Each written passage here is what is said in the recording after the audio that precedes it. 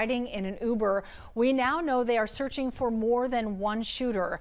Atlanta police say they believe the gunman pulled up next to the SUV the woman was riding in. She had ordered an Uber Black. The driver was not hurt. Investigators emphasize that this shooting was targeted. Never would have thought that something like this would happen to her. This is not what I saw for her. I know what that means when somebody asks you like where you are before they tell you something. So I knew at that point that something had happened to her, something really bad had happened to her. Thank you to everyone watching, and a special thank you to our subscribers. Your support means everything. If you haven't subscribed yet, please consider doing so. In the early hours of a quiet Atlanta morning, under the soft glow of streetlights, an ordinary ride home turned into a scene of unimaginable horror. Teisha Brewley, a rising star, a devoted mother, a vibrant soul, sat in the back seat of an Uber, her mind lightly filled with the echoes of a long night at work, maybe even thoughts of her young child waiting for her at home. But just a block away from safety, beneath the veil of the familiar, violence struck. The hum of the city was shattered by the sharp crack of gunfire. One shot, then another, and then an onslaught. 40 rounds tearing through metal, glass, and flesh. The driver, frozen in terror, whispered into his phone, his voice trembling as he told dispatchers what no one should ever have to say. "There's a woman in my back seat. She's been shot." What happened that night was more than a crime. It was an execution. And as her lifeless body lay still in that blood-soaked souve, the questions began to echo through the silence. Who could harbor such rage, such intent to rain down bullets with unrelenting precision? What did Teisha Brewley know or do to warrant such a brutal, methodical attack? She wasn't just a name on a headline. She was a daughter, a friend, a dreamer. On social media, she was an Baddie, her smile lighting up screens, her dance moves captivating thousands. But in those final moments, under the harsh glare of flashing lights, all that remained was tragedy. This was no random act. Someone wanted her silenced permanently. And yet, despite the fury of gunfire, the attackers vanished into the early morning mist, leaving behind nothing but shattered glass, a grieving community, and a haunting mystery. As the sun rose over Buckhead, Atlanta awoke to a chilling truth. Teisha Brewley's story was just beginning. And beneath the surface, in the shadows of a city that never truly sleeps, secrets still fester, waiting to be uncovered. She was the kind of woman whose presence filled a room. Teisha Brewley, known to her followers as Baddie, was more than a social media influencer. She was a dancer, an artist, a dreamer with ambitions as bold as her personality. Her smile shone through every video, every post, a beacon to thousands who found solace in her vibrant energy. Born of Guyanese roots, Teisha crafted a life of resilience and aspiration in the bustling heart of Atlanta. On platforms like Instagram, TikTok, and OnlyFans, she shared her world, her love for dance, her creative spirit, and glimpses of the everyday moments that made her relatable to so many. She was transparent, raw, unapologetically herself. By night, Teisha graced the stage at Allure Gentlemen's Club, one of Atlanta's most renowned spots. The club's neon lights often mirrored the flash of her own as she celebrated life with the same passion she brought to every performance. Just days before her death, she'd celebrated her 31st birthday, a milestone filled with laughter, friends, and plans for the future. But beneath the glitz of her online persona and the steady rhythm of her life, shadows lingered. Unseen, unheard, they edged closer, until that fateful morning in Buckhead. What Teisha likely saw as just another Uber ride home was in truth the beginning of the end. She had always shared so much of her life, but on May 30, 2023, the story shifted. The narrative left her control, and as the city awakened to the news of her death, the digital world echoed with disbelief. How could someone so full of life be gone so suddenly? What began as a celebration of life ended as a community in mourning. And as we peel back the layers of Teisha Brewley's story, we find ourselves asking the same haunting questions. What led her here? Who was behind the ambush? And why, even now, are the answers still shrouded in silence? Teisha Brewley was no stranger to life's challenges. Born to Guyanese parents, she grew up with a deep sense of culture and community.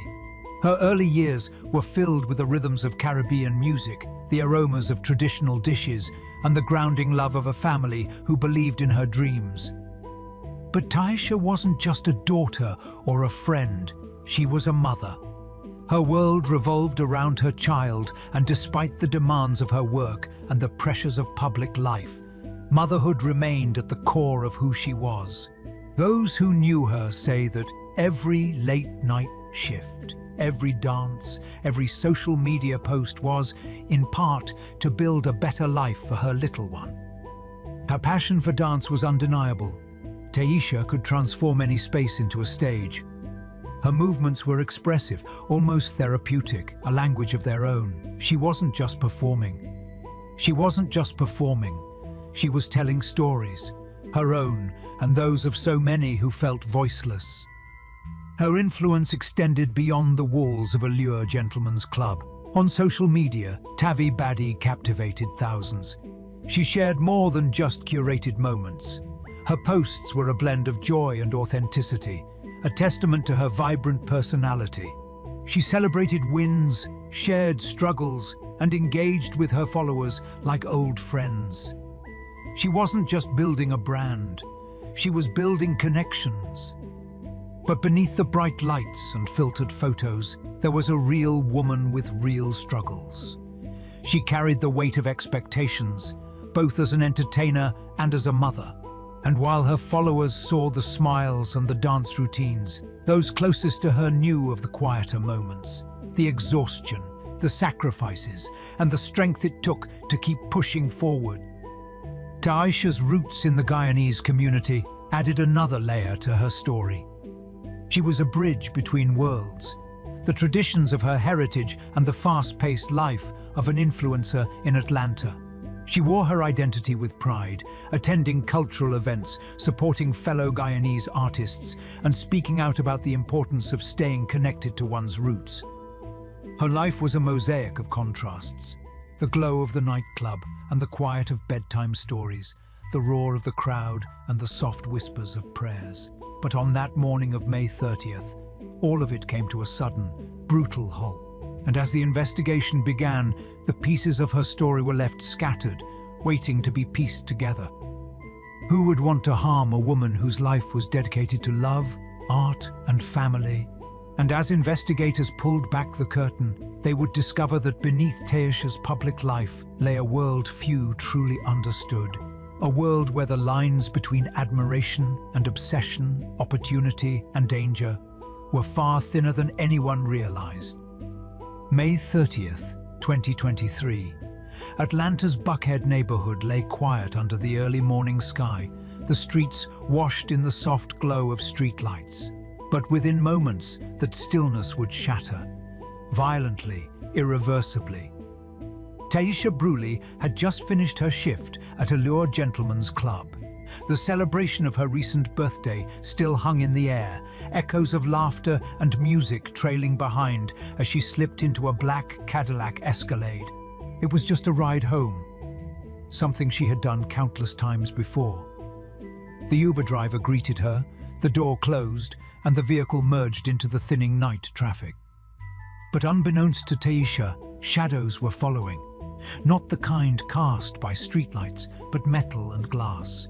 Two vehicles creeping through the night, their intentions cloaked by the hum of the city. They had been waiting, eyes fixed on that Escalade, every turn and stoplight drawing them closer.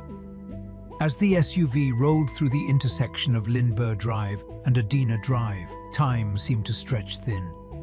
The world around them was asleep, but in that moment, a calculated plan snapped into motion. One of the vehicles pulled alongside the Uber. The windows slid down, and then, A flash, a burst, an eruption of chaos. Gunfire tore through the early morning calm. It wasn't a quick, reckless spray of bullets. This was prolonged, unyielding. Witnesses would later describe it as a war zone, the echoes of shots ringing out far longer than anyone could have imagined. The Uber driver froze, paralyzed by the onslaught as bullets riddled the vehicle. Inside, Teisha had nowhere to run, no time to shield herself, no escape from the violence that engulfed her. Her life, so full of promise and light, was extinguished in a hail of metal. 911, operator 310. What's the address? I don't know. I'm in the road. Somebody shot us. Okay. Yeah? Yeah? Where are you? I don't know where I am. Hello, sir. I need to know I don't know where. I need to know what street you're on.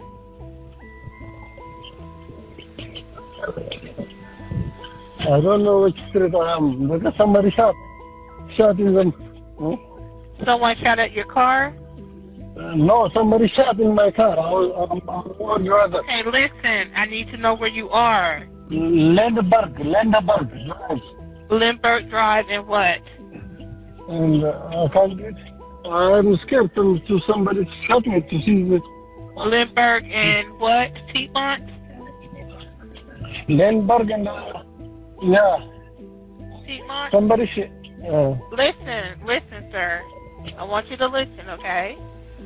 Somebody killed in my car. Okay, listen. I need to know where you are. Are you at Lindbergh and Piedmont? Lindbergh, you need to get out from the car and I see. Huh? Lindbergh and the Adina. Okay, hold on. I'm going to put the ambulance on the line. Hold on. Okay. When the gunfire ceased, silence returned, almost mocking. The attackers vanished into the darkness, leaving only shattered glass, twisted metal, and the lifeless body of Teisha Brewley. The Uber driver, his voice trembling, called 911. His words were disjointed, laced with panic. Someone's been shot. She's in my back seat. Oh my God! And then a second call, this time from an security representative seeking on behalf of a concerned friend who had ordered the Uber. The vehicle had been stationary for too long. The concern had grown into dread. Police arrived to a scene that defied comprehension. 40 shots fired, a single target, and only a block away from the safety of her home.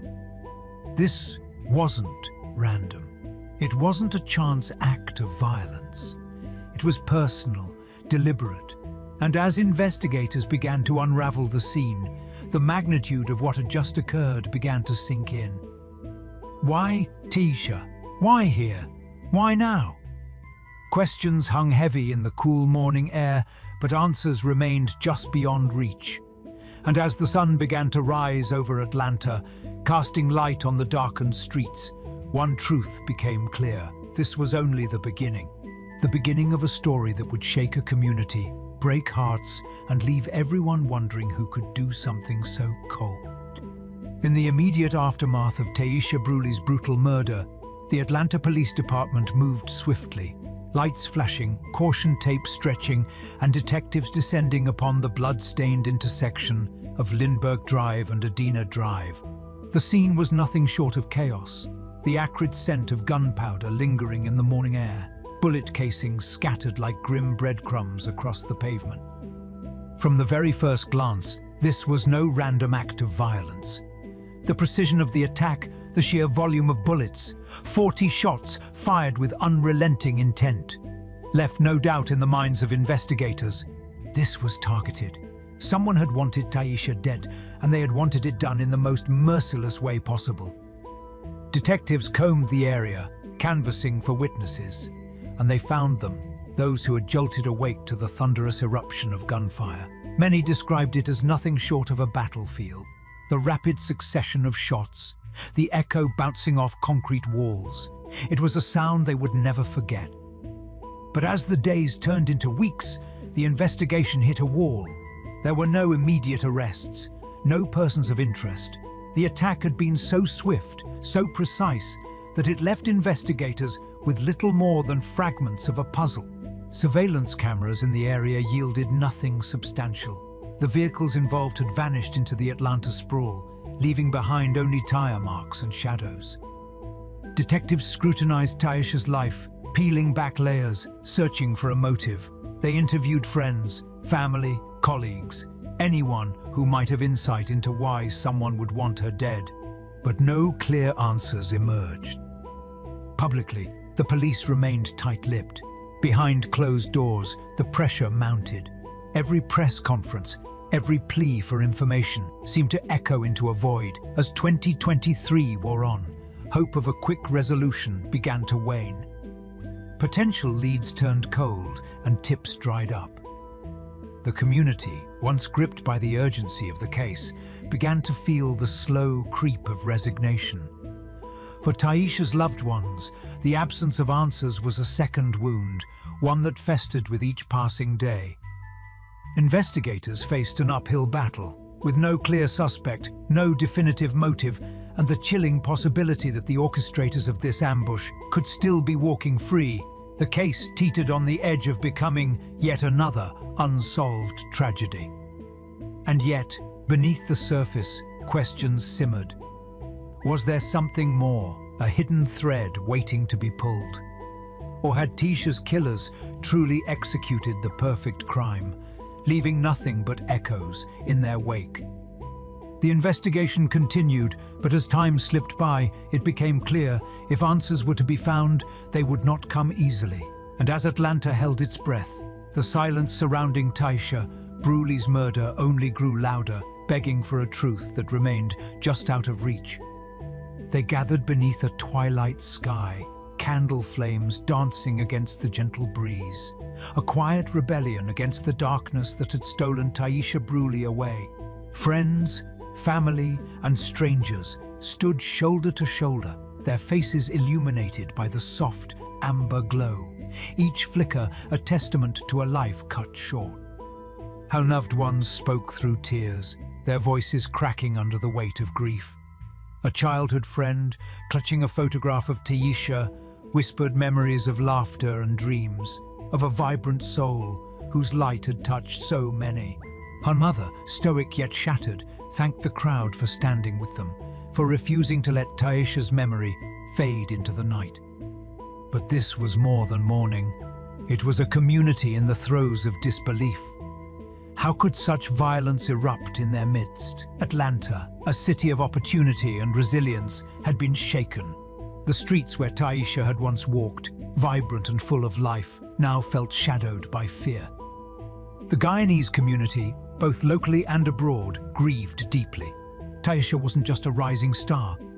She was a daughter of their culture, a representation of hope and ambition. Social media lit up with tributes, her name trending as people from all walks of life shared stories, art, and videos in her honor. But beneath the sorrow lay a simmering tension. Conversations ignited about safety in the city, about the unsettling rise of violence, and about the dangers that public figures, particularly women, face daily. The community questioned how someone like Teisha, with a public presence and a protective circle, could still fall victim to such brutality. There were also difficult discussions about stigma. Teisha had worked as a dancer, a profession often unfairly judged. Many in the community feared that this judgment could overshadow the pursuit of justice, that whispers of her lifestyle might distort the narrative and distract from the cold, hard fact that a woman had been murdered in cold blood. The impact of Teisha's death rippled outward, unsettling the foundation of the communities she had touched. Her story became a rallying cry, a reminder that behind every headline is a human being with hopes, fears, and a family left to pick up the pieces. And as the candles burned low, as the vigil drew to a close, the message hung heavy in the air. Teisha Brewley would not be forgotten. Not by those who loved her, nor by a community unwilling to let her story slip into silence. But even as they mourned, questions lingered. Would justice ever find its way through the darkness? Teisha Brewley's story lingers, an echo in the quiet streets of Atlanta, a wound that refuses to heal. Her name, once spoken with joy and love, is now bound to a tragedy that remains tangled in mystery. A mother without answers, a family left in limbo, a community still clutching candles long after the vigil ended. The questions loom, relentless and unyielding. Who killed Teisha Brewley?